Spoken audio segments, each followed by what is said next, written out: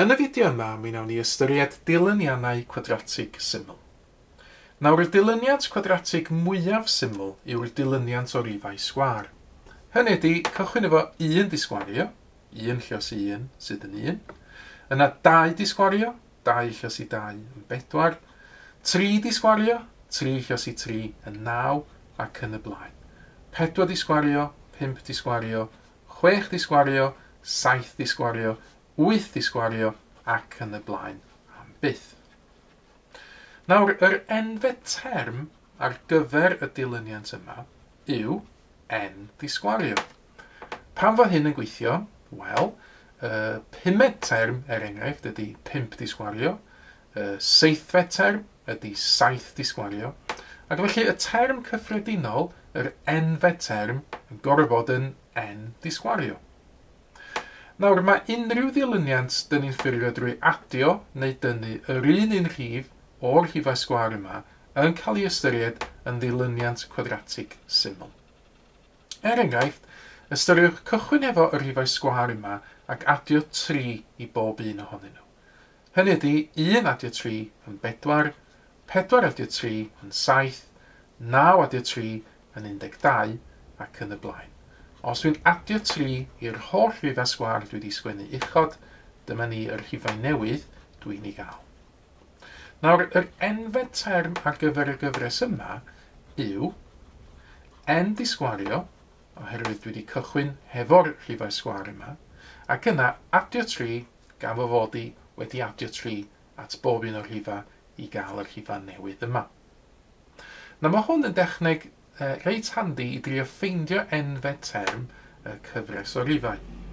Er enghraifft, ystyriwch bod ni'n cael yr gyfres yma fel cwestiwn 11, 14, 19, 26, 35 ac yn y blaen, a mae'r cwestiwn yn gofyn iddyn ni ffeindio enfed term y gyfres yma. Wel, un tacteg fyddai i sgwennu y rhifau sgwâr uwch ben y rhifau yma, felly yn yr achos yma rhifau sgwâr 1, 4, 9, 16, 25 ac yn y blaen. Ac yna, dyn ni'n gallu gweld gobeithio y cysylltiad rhwng y rhifau sgwâr a'r rhifau mae gennym ni ddiddordeb yn efo. Os dwi'n cychwyn efo rhifau sgwâr ac os dwi'n adio 10 at bob un, yna dwi yn cael yr rhifau dwi angen. Ac felly, enfed term y gyfres nes i sgwennu yn gyntaf yw n disgwario yr rhifau sgwâr ac yna adio 10. Cwestiwn gwahanol efallai sa chi'n gallu gael fyddai cychwyn hefo enfed term. Dydyn ni fod ni'n cael n disgwario tynnu 4, ac yna efallai fod ni'n gyfo sgwennu 5 term cyntaf y gyfres yma. Wel, 5 term cyntaf y gyfres yma byddai 1 disgwario tynnu 4, 2 disgwario tynnu 4, 3 disgwario tynnu 4, 4 disgwario tynnu 4 a 5 disgwario tynnu 4. Mater wedyn o weithio hein allan, 1 disgwario yn 1, ac yna 1 tynnu 4 yn -3. 2 disgwario yn 4, 4 tynnu 4 yn ddim byd. 3 disgwario yn 9, 9 tynnu 4 yn 3. Na chdi, mae o'n 5, o'n ddrwg gen i. A wedyn, 4 disgwario yn 16, 16 tynnu 4 yn 12, a golaf 5 disgwario yn 25, 25 tynnu 4 yn 21. Felly 5 term cyntaf, y gyfres efo'r enfed term n disgwario tynnu 4 byddai -3, dim 5, 12 a 21. Nawr, ymarfer ydych chi geisio yn nawr, dyma ni ychydig o ddilyniannau rhifau ydych chi.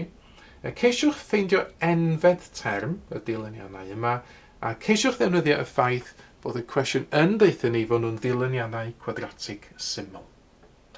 Nawr, unwaith ydych chi wedi cael cyfle i feddwl amdan atebion eich hun, cymharwch eich atebion chi wedyn yn erbyn yr atebion cywir sydd yn nawr yn cael ei dangos ar y sgrin. Mae mwy o fideos adolygu ar gael ar ein sianel YouTube Adolygu Mathemateg. Am y newyddion diweddaraf neu holi cwestiwn, dilynwch ein cyfrif trydar @mathemateg. Neu ewch i'n gwefan www.mathemateg.com am fwy o adnoddau adolygu.